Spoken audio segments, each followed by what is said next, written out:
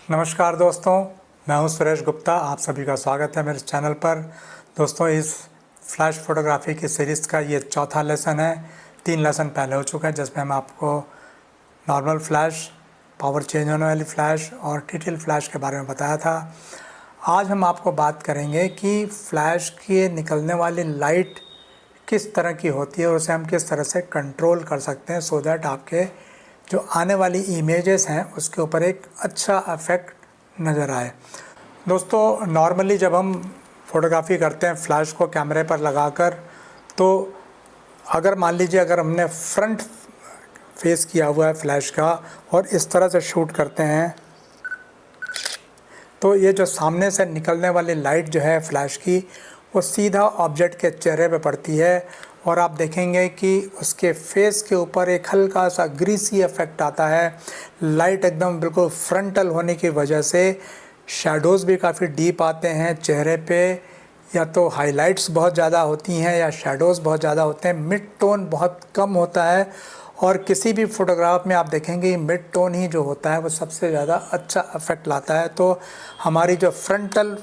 Flash की जो photos होती हैं उसमें खाली आपको ज़्यादा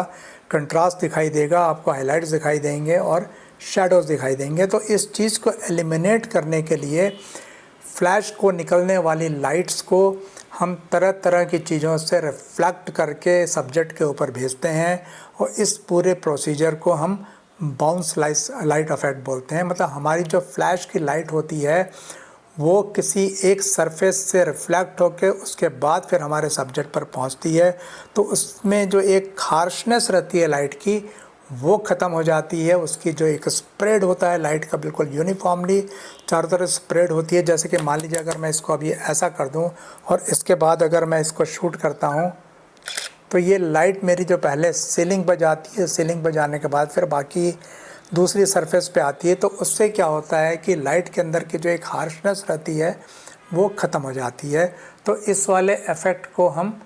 बाउंस इफ़ेक्ट बोलते हैं कि किसी भी सरफेस से टकराकर जब लाइट को ऑब्जेक्ट की तरफ भेजा जाता है उस लाइट को हम बाउंस लाइट बोलते हैं। दोस्तों, अभी जो हमने आपको बाउंस के बारे में बताना शुरू किया है, बाउंस लाइट सिस्टम के बारे में बताना शुरू किया है, तो इसका एडवांटेज तो है कि चेहरा बहुत स्मूथ आ जाता है, चेहरे के ऊपर लाइट भी यूनिफॉर्म तरीके से पहुंचती है, तो चेहरा बहुत सिल्की और काफ़ी प्रेजेंटेबल लगता है। लेकिन इसका एक नेगेटिव पार्ट ये है कि आपके फ्लैश के अंदर से निकलने वाली लाइट काफ़ी कम हो जाती है। दूसरी बात, हमारा जो अपर्चर कैलकुलेशन का सिस्टम है, जो हमने गाइड नंबर से, डिस्टेंस के और आईएसओ के रिलेशन से सीखा है कि हम डिस्टेंस से डिवाइड कर देते हैं गाइड नंबर को, तो उससे हमारा अपर्चर निकल के आ जाता है। लेकिन जब हम इसको टिल्ट करना शुरू करते हैं या बाउंस करना शुरू करते हैं तो हमेशा हमारे फ्लैश की पावर अलग अलग हो जाती है। हर एंगल पे पावर कितनी होगी ये हमें नहीं मालूम रहता है। तो इसमें अपर्चर कैसे सेट करते हैं वो हम आपको आगे बताएंगे। अभी हम आपको अलग अलग एंगल पे अलग अलग तरीके से बाउंस का क्या इफ़ेक्ट होता है वो हम करके दिखाते हैं। अब ये बाउंस लाइट की जो इफ़ेक्ट्स होते हैं और उससे जो यूज़र्स होते हैं उसको हम एक एक करके हम आपको दिखाते हैं। तो सबसे पहला एग्ज़ाम्पल मैं आपको दिखाता हूँ कि ये जो मैंने अगर लाइट को फ्रंट फेस करके रखा हुआ है और इससे जब हम इमेज लेते हैं तो कैसी इमेज आती है वो आपके सामने पिक्चर में दिख रही है। कि मान लीजिए अगर हमने ऐसे करके फ़ोटो खींचा हुआ है तो ये इस तरह की इमेज आती है। इसमें आप देखेंगे कि कैमरा मेरा बिल्कुल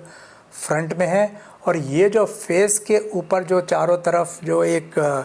ग्रीसी इफेक्ट आता है, मतलब कुछ एरियाज़ जो हैं चमक रहे हैं, कुछ एरियाज़ जो हैं डीप शैडोज़ बन रहे हैं। ख़ास तौर पे जो भी ऑब्जेक्ट होता है उसके पीछे अगर वाइट वॉल है या कोई भी इस तरह की सफ़ेद चीज़ है तो उसके ऊपर डीप शैडोज़ बनते हैं और ऑब्जेक्ट और शैडोज़ आपस में कई बार मिक्स होने लगते हैं, वो फ़ोटोज़ अच्छी नहीं लगती हैं। तो इस चीज़ को एलिमिनेट करने के लिए हम दूसरा प्रोसेस अडॉप्ट करते हैं और उसमें इसको हम फ्लैश को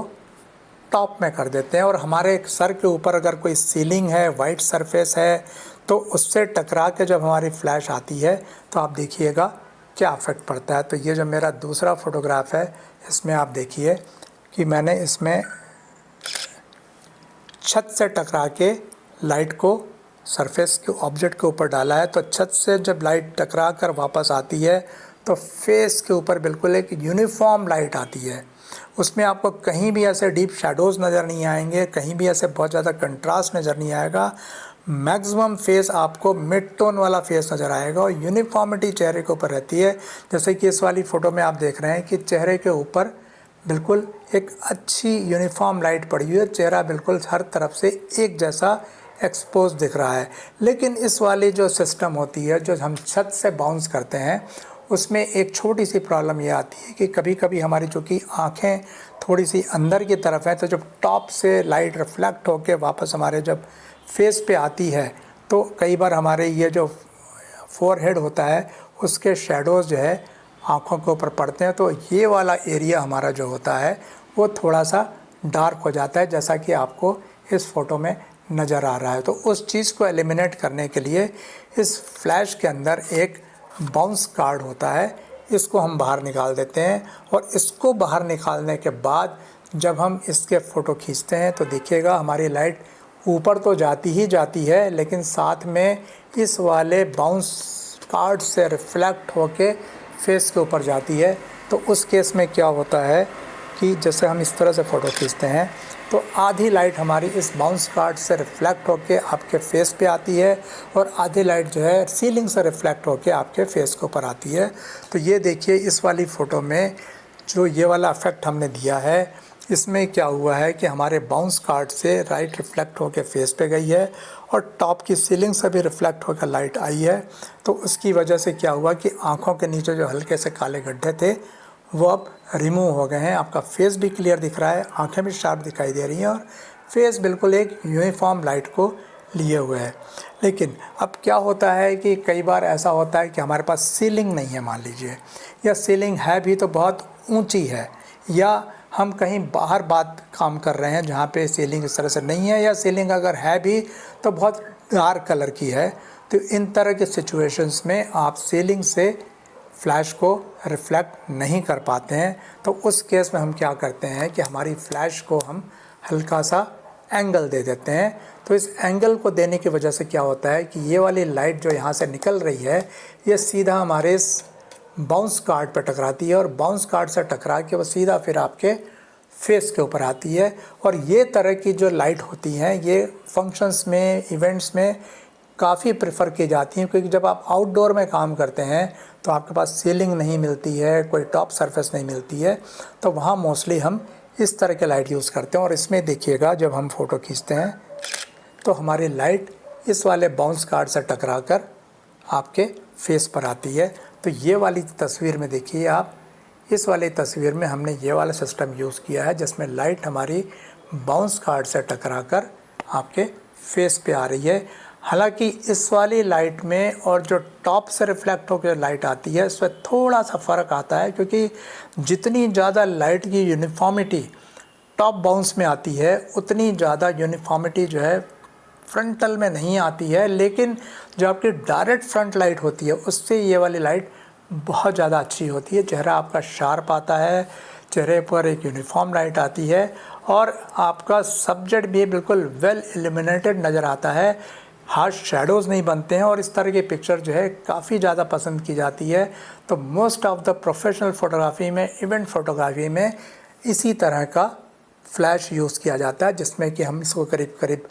70 डिग्री पे या 60 डिग्री पे फ्लैश को रखते हैं और इस बाउंस कार्ड को यहाँ बाहर निकाल लेते हैं। इससे रिफ्लेक्ट होकर लाइट आपके चेहरे पे आती है, तो एक यूनिफॉर्म लाइट को लिए हुए रहती है। अभी तक हमने आपको जितनी भी लाइट सिस्टम बताई हैं वो सारी फ्रंटल लाइट हैं। फ्रंटल लाइट में क्या होता है कि चेहरा अच्छा दिखता है, लाइट भी बहुत यूनिफॉर्म होती है, खूबसूरती भी पिक्चर में बहुत अच्छी होती है, लेकिन उसमें क्या होता है कि फेस में डेप्थ नहीं आती है, वो 3 डायमेंशनल लुक नहीं आता है, आपके चेहरे के एक्सप्रेशंस पूरी तरह से निकल कर नहीं आते हैं। जैसे कि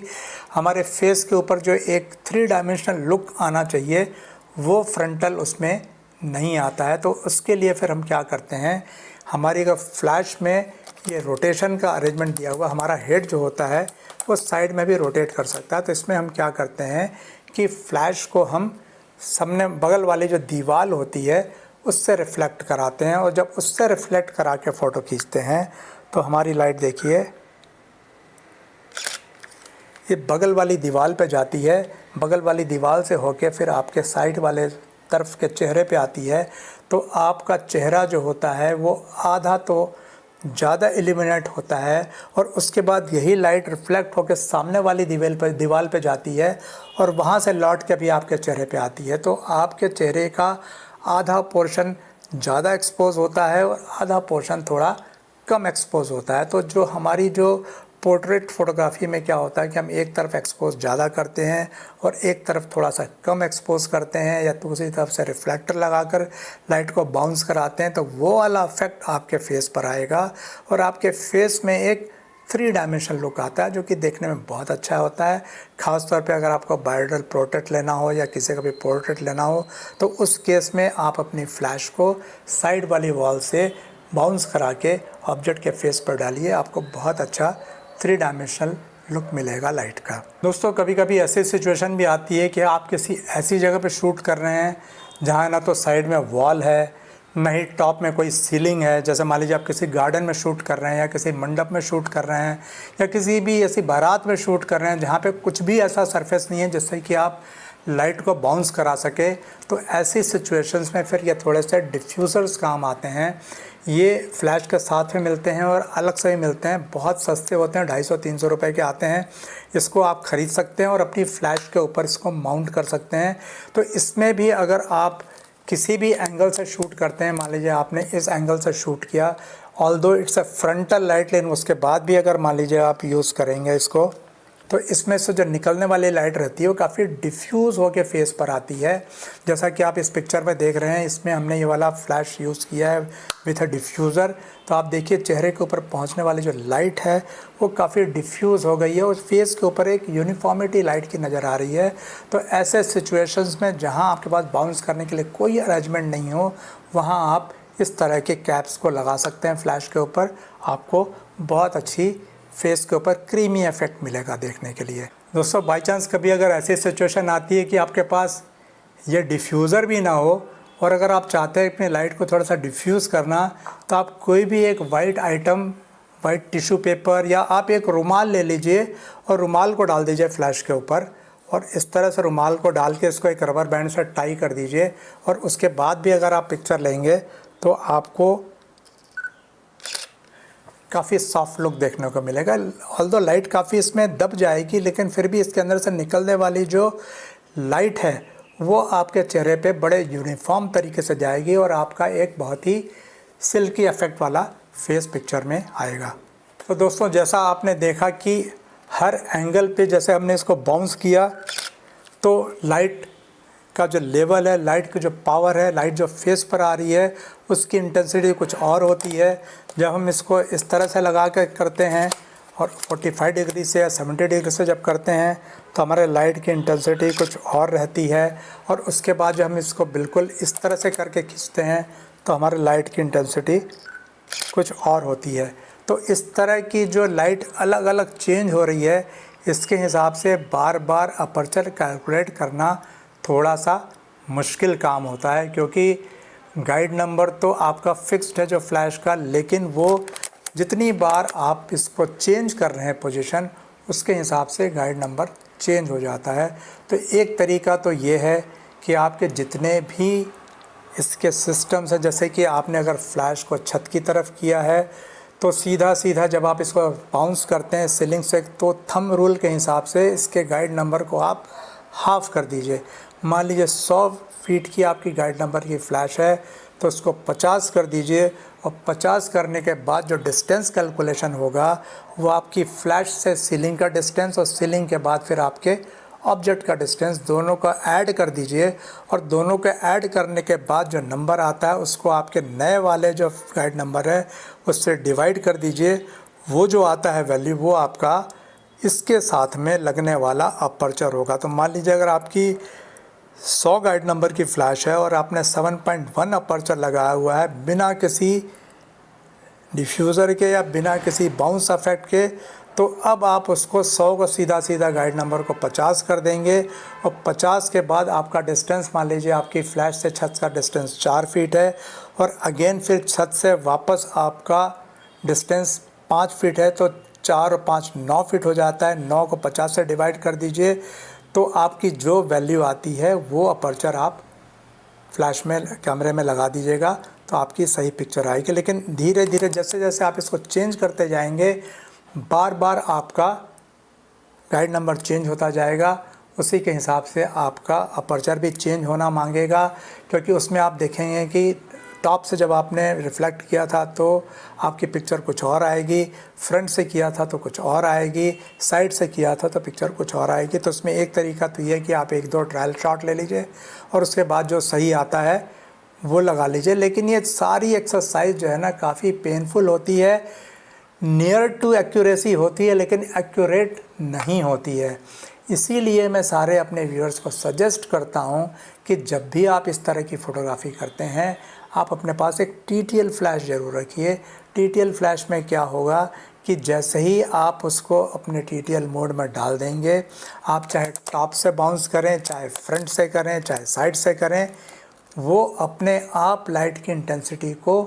कम ज़्यादा करती रहेगी। उसकी पावर निकलने वाली जो है अपने आप कम ज़्यादा होती रहेंगी और आपका हर पिक्चर एक्यूरेट आएगा। अभी आप देखिएगा हर एंगल पर इसमें से निकलने वाली फ्लैश की लाइट अपने आप चेंज होती रहती है। तो अभी मैंने जब बाउंस सीलिंग की तरफ किया है तो आप देखिएगा इसमें से सबसे ज़्यादा लाइट निकलेगी। इसके बाद जैसे ही मैं इसको फ्रंट में कर दूंगा तब देखिएगा इसमें से निकलने वाली लाइट थोड़ी सी कम हो जाएगी। इसके बाद जब मैं इसमें साइड में कर दूंगा तो अगेन देखिएगा इसमें से निकलने वाली लाइट थोड़ी सी ज़्यादा हो जाएगी। तो बेसिकली मैं आपको यही बताना चाह रहा था कि जैसा एंगल होगा, जैसी बाउंस होगी, जैसा इफेक्ट होगा, उसके हिसाब से फ्लैश से निकलने वाली लाइट अपने आप कम ज़्यादा होती रहेगी और सारी पिक्चर्स का टोन आपका एक जैसा आएगा, सारी पिक्चर का एक्सपोजर आपका एक जैसा आएगा। दोस्तों अभी जो मैंने आपको ये सीलिंग से जो बाउंस करके बताया था, सीलिंग से जब आप बाउंस करते हैं तो इसका सबसे बड़ा फ़ायदा क्या होता है कि आप किसी एक क्लोज़ रूम में, मान लीजिए एक बड़ा हॉल है, वहाँ पर आप फ़ोटो खींच रहे हैं, वहाँ पे 10, 20, 50, 100 लोग बैठे हुए हैं। तो जब आप सीलिंग से बाउंस करते हैं तो आप देखिएगा सबके ऊपर एक यूनिफॉर्म लाइट पहुँचती है और आगे से लेके पीछे तक हर आदमी वेल एक्सपोज्ड हो जाता है। जबकि आपने देखा होगा जब आप इस तरह से फ़ोटो खींचते हैं तो सिर्फ आपके सामने वाला जिसको आपने फोकस किया है, जिसको आपने एम किया है, उसकी पिक्चर तो बहुत क्लियर आएगी, लेकिन दूर तक की पीछे की चीज़ें थोड़ी सी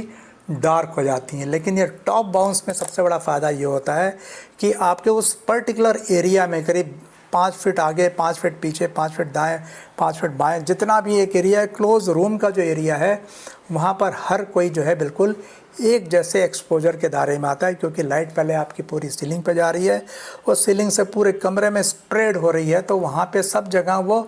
बराबर तरीके से पहुँच रही है और आपने जो भी अपर्चर लगाया है वो सबके लिए सफिशिएंट है। तो आपके हॉल में जितने भी लोग वहाँ पे उस समय हैं, सबकी पिक्चर जो है बढ़िया एक्सपोज्ड आएगी, क्लियर आएगी। तो दोस्तों ये थी बाउंस से रिलेटेड, बाउंस फोटोग्राफी से रिलेटेड, बाउंस फ्लैश से रिलेटेड सारी इन्फॉर्मेशंस जो हमने आपको बताने की कोशिश की है।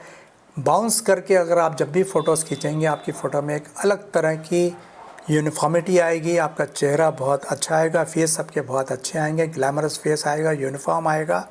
और इसमें खासियत ये रहेगी आपको कहीं भी फेस पे या किसी जगह पे शैडोज़ नज़र नहीं आएंगे, जिसकी वजह से पिक्चर्स आपकी बहुत खूबसूरत लगेंगी। अभी हम आपको अगले वीडियोस में ऑफ कैमरा फ्लैश के बारे में बताएंगे, तो उसमें जब आप बाउंस करेंगे ऑफ कैमरे के साथ में तो और ज़्यादा इफेक्ट आपको देखने को मिलेंगे। इस वाले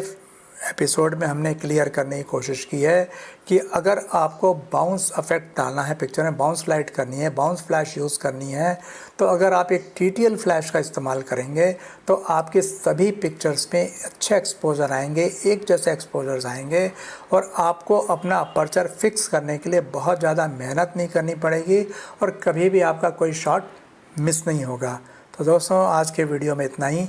मिलते हैं अगले वीडियो में फिर किसी और नए टॉपिक के साथ में। अगर आपको ये वीडियो पसंद आया हो तो इसे लाइक ज़रूर कीजिएगा। अपने ऐसे दोस्तों के साथ जो फ़ोटोग्राफ़ी करते हैं या प्रोफेशनल फ़ोटोग्राफ़ी करते हैं उनसे भी शेयर कीजिएगा, उनके भी काम आएगा। और आप सभी ने अगर हमारा वीडियो चैनल अभी तक ये सब्सक्राइब नहीं किया हो तो प्लीज़ इसको सब्सक्राइब भी कर लीजिएगा, सो दैट ऐसे ही इन्फॉर्मेटिव वीडियोज़ आपको समय समय पर मिलते रहें। तो मिलते हैं दोस्तों अगले वीडियो में किसी नए टॉपिक के साथ। तब तक के लिए नमस्ते, जय हिंद।